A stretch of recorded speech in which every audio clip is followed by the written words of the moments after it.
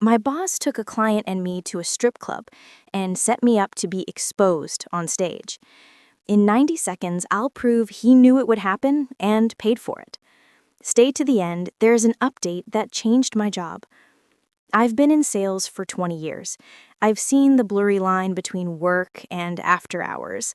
Loud dinners, karaoke at 1 a.m., places you tolerate because a client wants to feel entertained. I'm not prudish, I'm professional. The plan that night was simple. Keep the customer comfortable, nurse a soda, get everyone back to the hotel intact. The SUV turned down a neon street. No one mentioned a tradition. My boss looked like a regular. Backslaps, first names, inside jokes. My customer looked determined to blend in, the way people do when they hate the room but don't want to be the problem. We slid into a booth with a perfect view of the stage. For almost an hour, nothing dramatic. I kept the conversation light, made sure the customer had water between cocktails, watched the room like a ledge I didn't want to slip off. Then the MC announced a special final performance. My boss leaned toward the customer and said, loud enough for me to hear, "Wait for this." He winked. Why wait? You'll see. The performer hit the stage with the kind of presence you only earn under hot lights for a long time. Commanding, playful, reading the crowd. I was content to be wallpaper. A staffer tapped my shoulder. You, he grinned. Audience participation. I shook my head. I'm good, thanks. From the booth, my boss cupped his hands and shouted, "Live a little!" The customer gave me that unsure half smile people use when they don't know if they should laugh. I didn't want a scene. 10 seconds, I told myself. Be polite, step up, step down. She took my hand like I was a prop she'd used 100 times. The crowd whooped. I smiled tightly. She placed me slightly off-center, teasing the room, pacing in front of me. I could still retreat. I could still keep it a joke. She moved behind me, one arm over my shoulder as if to whisper a secret. The room held its breath. I felt the tug at my waistband. In one practiced snap, before my brain caught up, my pants were yanked down far enough for the crowd to gasp and then roar.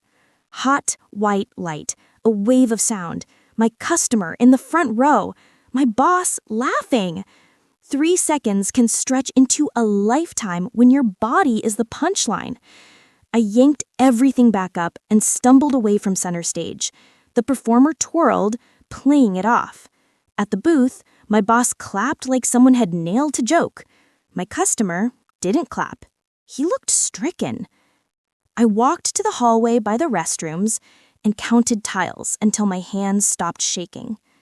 Angry doesn't cover it. Violated is closer. Small, and not just small in front of a client I've spent a year proving I'm competent, reliable, safe to do business with. The show ended.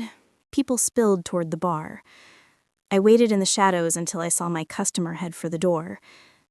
He caught my eye, started to speak, then stopped. Maybe he didn't know what to say. He gave me a tight nod and left. I turned back just in time to see my boss at the edge of the stage with a fat stack of cash. More than a casual thanks.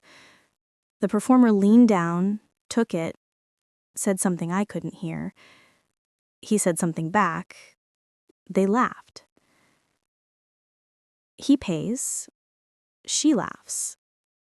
Now I know. That was the click in my head. He knew. He knew how that act ended before I ever stood up. He'd been here.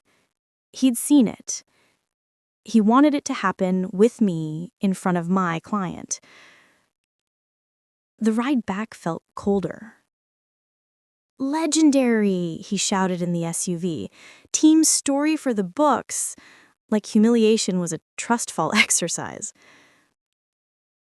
At the hotel elevator, he dropped his voice. Don't make it a thing. Everyone had fun. The client had fun. It's part of the culture. You put me in front of a client and had me publicly exposed, I said. You set it up. He lifted his hands. It's theater, rite of passage. You're overreacting. Overreacting. As if my body wasn't mine. As if my reputation wasn't my work. I locked my room and sat on the carpet with my back to the bed. I wrote everything down while it was still hot and clear.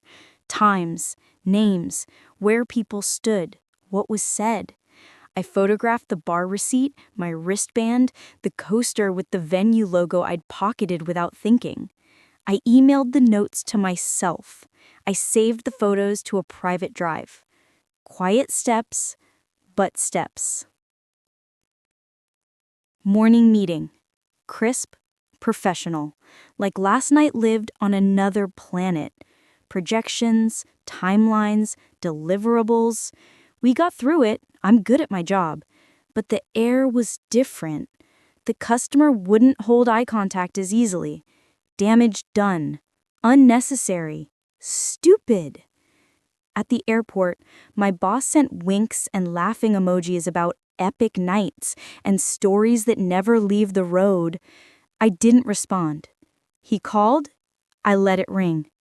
His voicemail started jokey and ended tight, warning me not to blow it out of proportion because we're adults and clients expect us to roll with it. What I did next was simple. I pulled up our policies on harassment and client entertainment. I scheduled a consult with an attorney, not chasing a jackpot, just drawing a line. Then I went to HR. I kept my voice steady. I told them where we went and when, who was there, what happened on stage, what he said after. I told them about the tip. I told them about the customer's face. I told them I wouldn't travel under his authority again. Here's the update. A week later, HR scheduled formal interviews. The customer confirmed they were uncomfortable with the night and with my boss's behavior.